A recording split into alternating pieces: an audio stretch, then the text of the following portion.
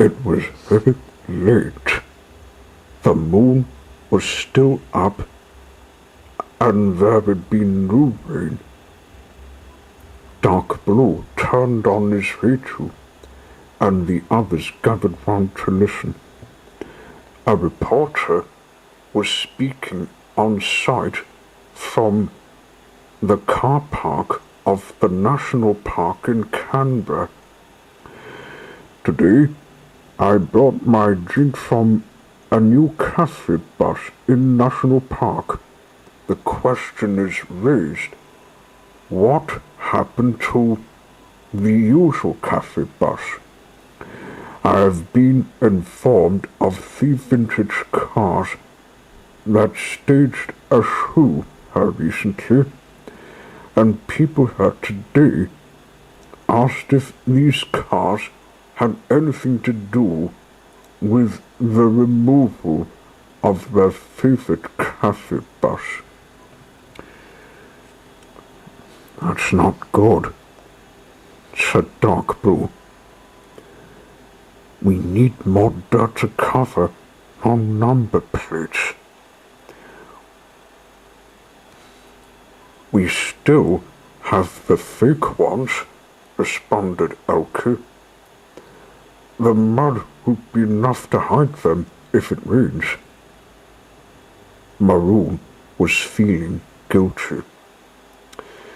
Yeah, lads, I do like the shift, even though we helped Boomby. There's bound to be questions from police if they're sent to look for him. One chase from the police and they'll take our wheels off.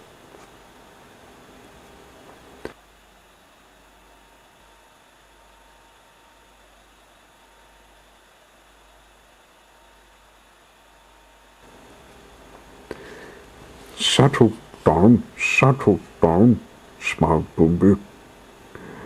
I've been planning to leave for a long time now. When the reporter asks questions at the office in the park, he will learn that my departure isn't a drama he's describing. The office has been aware for some time of my wish to retire as a cafe bus, and as they already have a replacement, I'm sure they'll be happy with that. Oh, so no police chase then? Sighed Maroon. No police chase, laughed Boomby. Wow, said Elke. We're pretty good at driving. Anyway, let's get going now. After switching number plates, the gang started driving back onto the main road.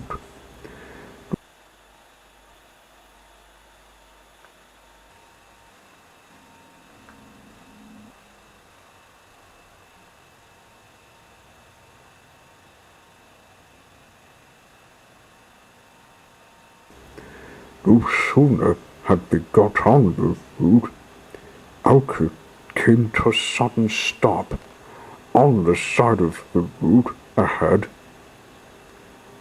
A tradesman's ute had been abandoned. One of its tires had pulled out and caused a box of nails to fall open across the road. A right pickle we're in, said Elke. There's no way round this. We'll have to clean it up. I expect the tradesman will return with a tow truck at some stage, but we can't wait for him to clear up the nails.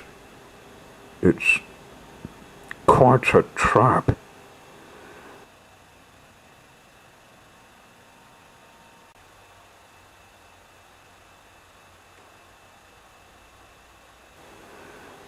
Elke dark blue and maroon, cleaned up while Boomby watched the route for oncoming traffic.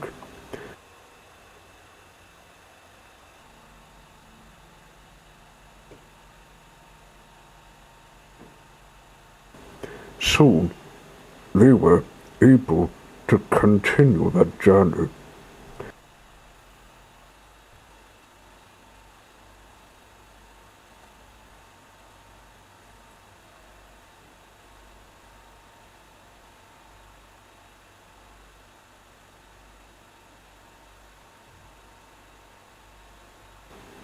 At last, they saw Uluru waiting for them.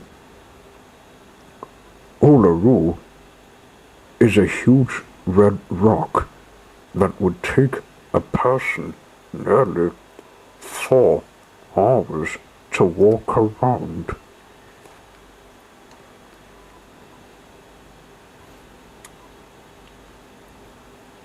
It is sacred to the first people of Australia. The moon was still in the sky. Right, Boomby, we're cooling off food. Can you follow us? Asked Elkie. I've never done off-roading before, but I'll give it a go. It's the only way, said Boomby thoughtfully. On Elkie's signal, the group crossed the sand to the red rock.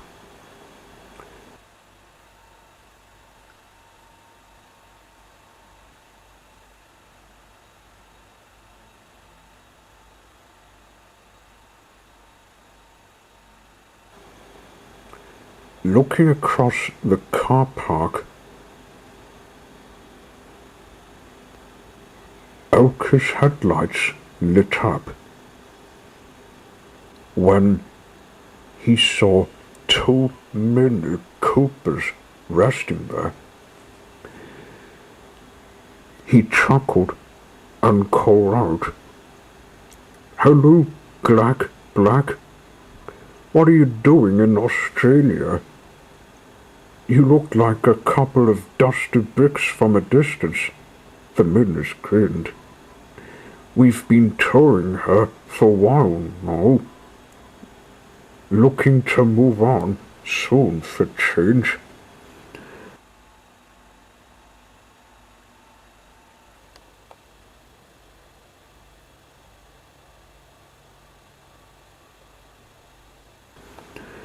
"Why not come with us?" asked Maroon.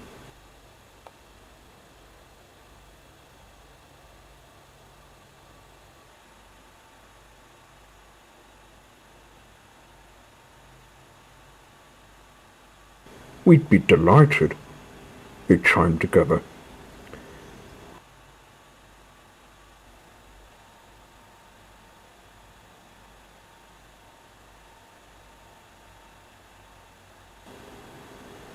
Elkie explained the routine that would have them driving into the mine and through the travel tunnel back to where they started in the market recycle shop. Glak and Black listened thoughtfully.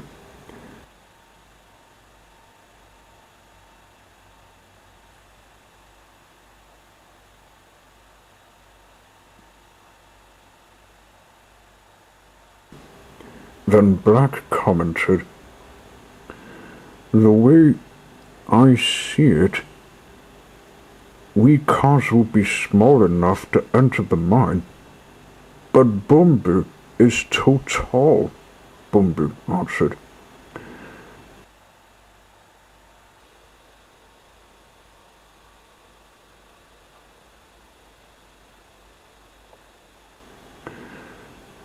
"I can make myself small. I had a customer give me a magic petrol can to use in a time of moving.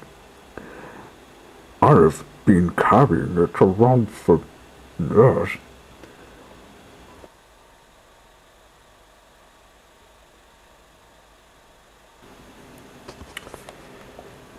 But how?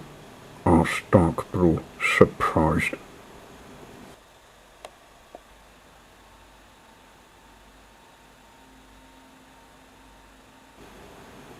Let's move into this gorge at the side of Uluru, and I'll show you. We don't want to cause a scene out in the open.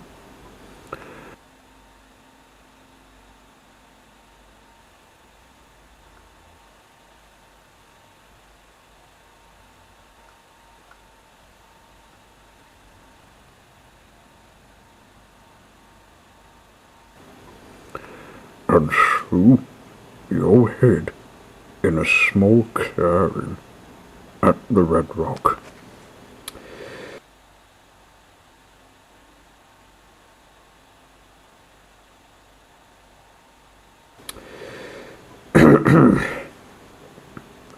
Okay, so what's all this about a magic petrol can?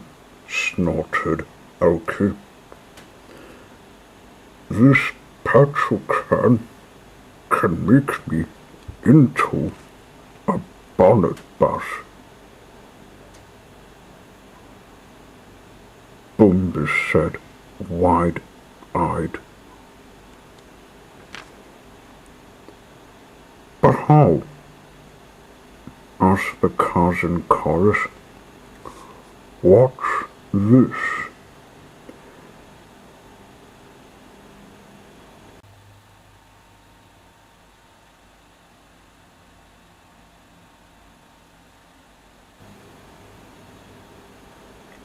And as they stared, open-mouthed, Boomby drank the petrol.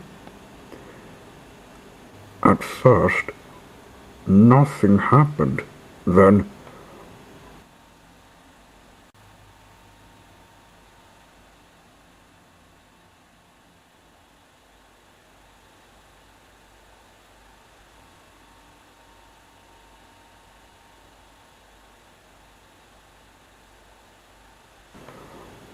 oh Lord!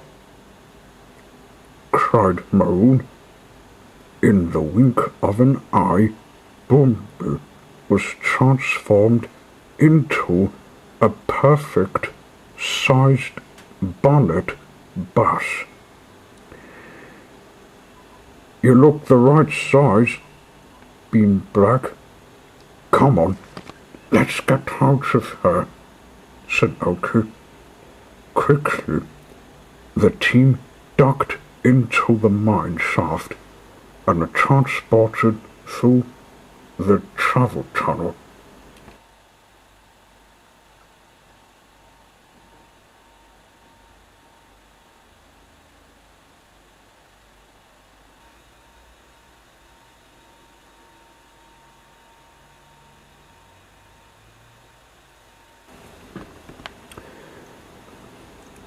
Oki led the muted kid through the travel tunnel back to the recycle shop in Market, Tasmania.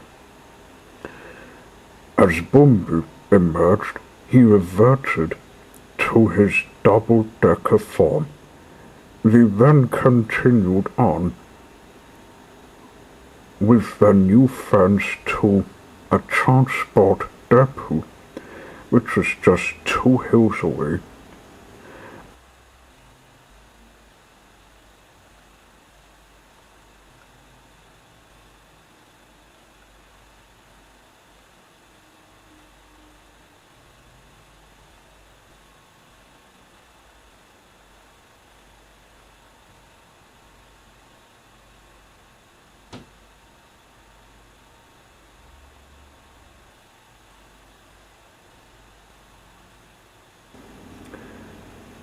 Thanks for everything.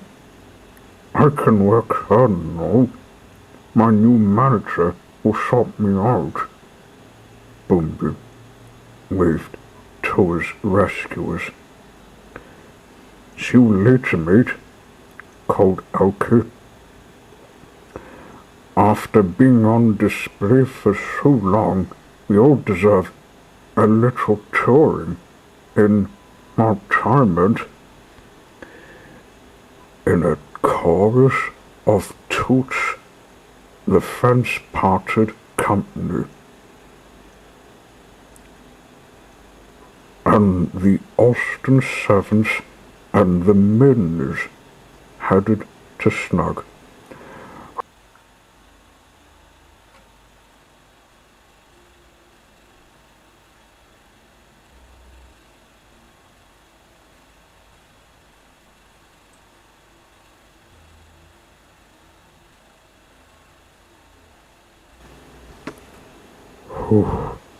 Who at last? Sighed Dark Blue. Elke agreed. We've done well with Boomby's task. Now we can look forward to Sue, Clack and Black around Tasmania. Hey, who Boomby manages his new situation well, commented Glack.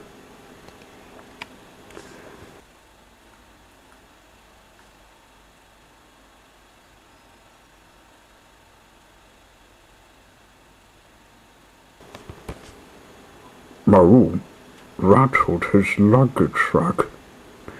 I'd love to wash off the grime from our rescue work before we shoot the Minners to their new home.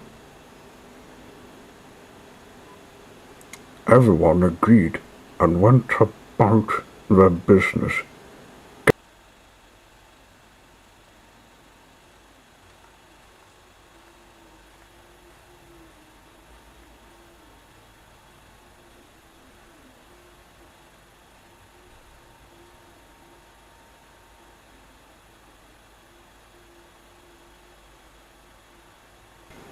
Gathering again later and feeling quite refreshed, the Austin Sevens reminisced about their journey from the museum in London.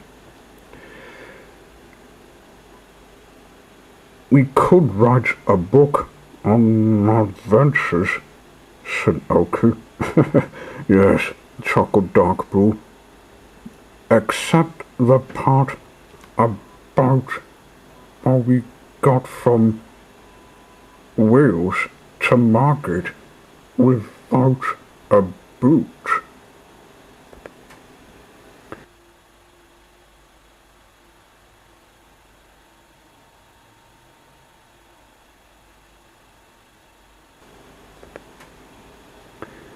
Life went on normally as the Austin Sevens hooped the Chassis hoops.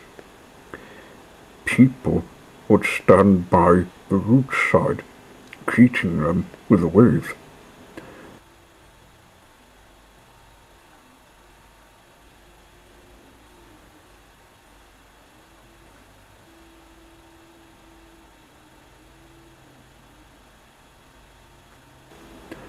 Boomby was working as an airport bus, and he also enjoyed helping farmers on market day.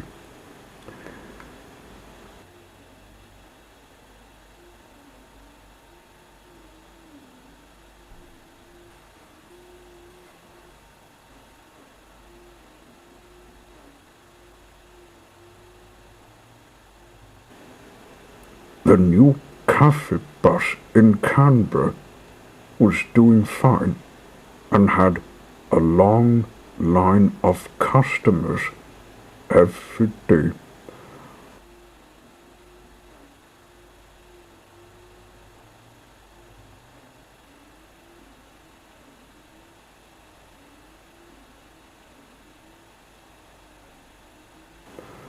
And then Boomby would see the Austin Sevens and the Mini Coopers on the route,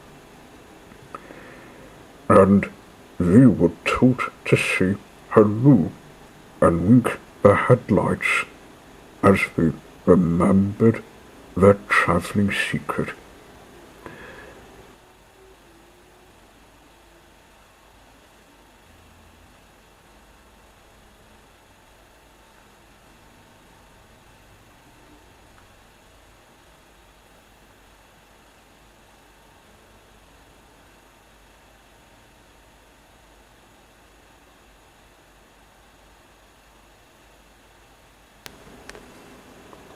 Elke's friend, the sharpshooter from Wales, kept in touch and told him that there was a museum director in London.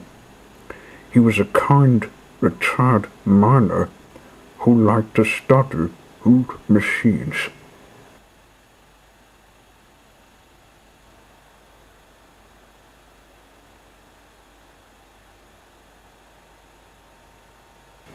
Elke's friend said the museum was a big success. Alt had the money to pay for renovation of displays.